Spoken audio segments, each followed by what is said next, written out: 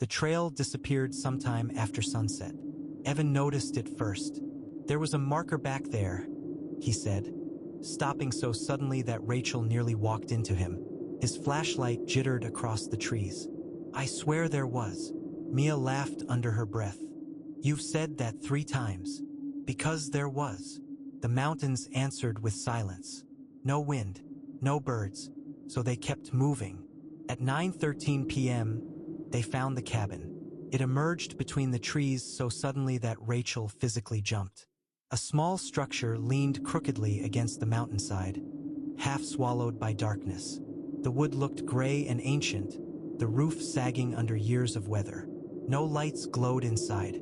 "Nope," Mia said instantly. Evan was already moving toward it. "Oh, come on," he called back. "This is literally the best thing that could happen right now." Rachel wasn't so sure. Something about the cabin looked wrong. Not abandoned exactly, more like forgotten. As they approached, Rachel noticed strange scratches covering the front door. Hundreds of them. Thin vertical marks carved into the wood. Mia saw them too. What the hell made those? Bear, maybe? Evan said, though he didn't sound convinced. The scratches weren't random. They started about 4 feet off the ground and continued all the way up to the roof.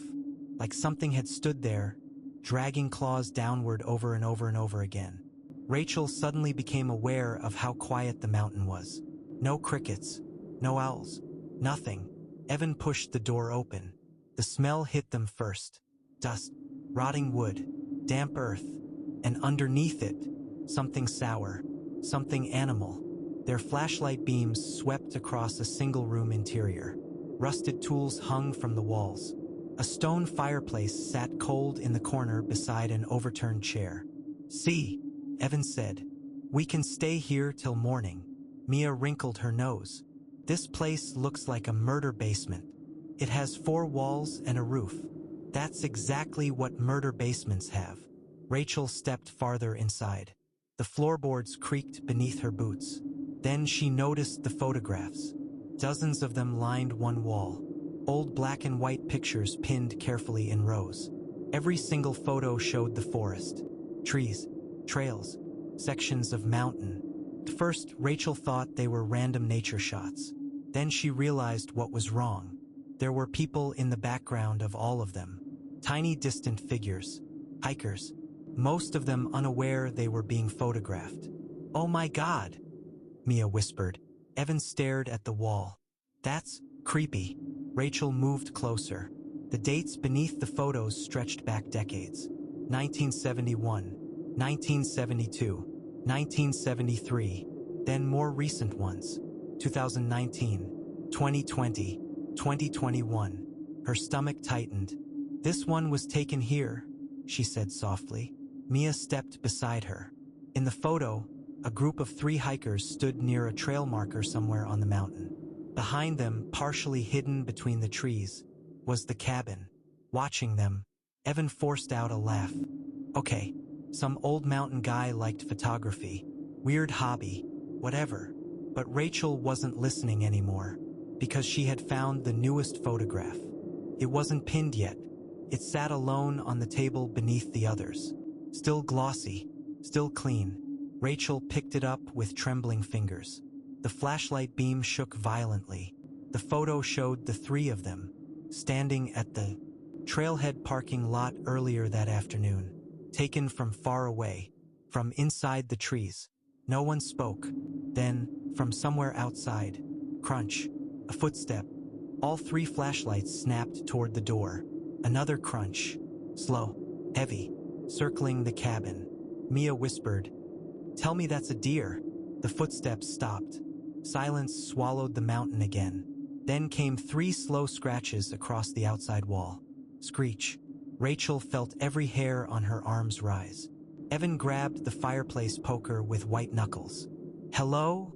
he shouted. No answer. Another scrape, longer this time, traveling across the wall toward the window. Mia backed away.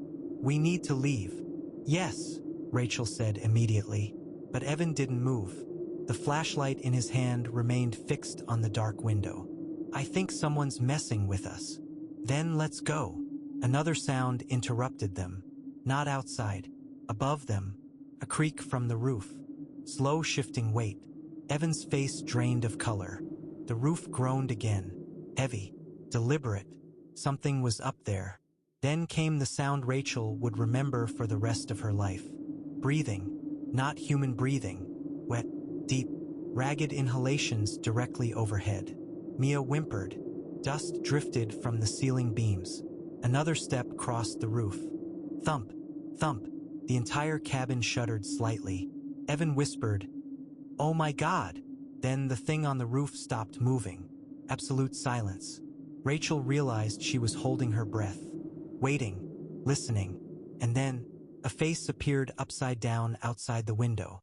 Pale skin stretched tight over something impossibly thin. Hollow black eyes, a mouth too wide for a human face.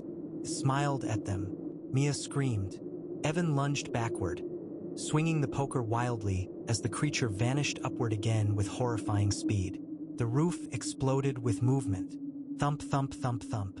It sprinted across the cabin's ceiling like an animal. Rachel grabbed Mia's arm. "Run!" They bolted for the door. The moment Evan yanked it open, something crashed into the trees beside the cabin. Huge, fast. Branches snapped violently in the darkness. Rachel caught only fragments in the flashlight beam as they ran. Long limbs, gray skin, a body bent wrong, moving on all fours and two legs interchangeably, always keeping pace beside them through the trees. Mia was sobbing. Evan kept shouting, "Don't look at it! Don't stop!" Behind them came that horrible breathing again. Closer now. Rachel heard footsteps that didn't belong to any of them. Then another sound. Laughter. Not normal laughter. An imitation of it.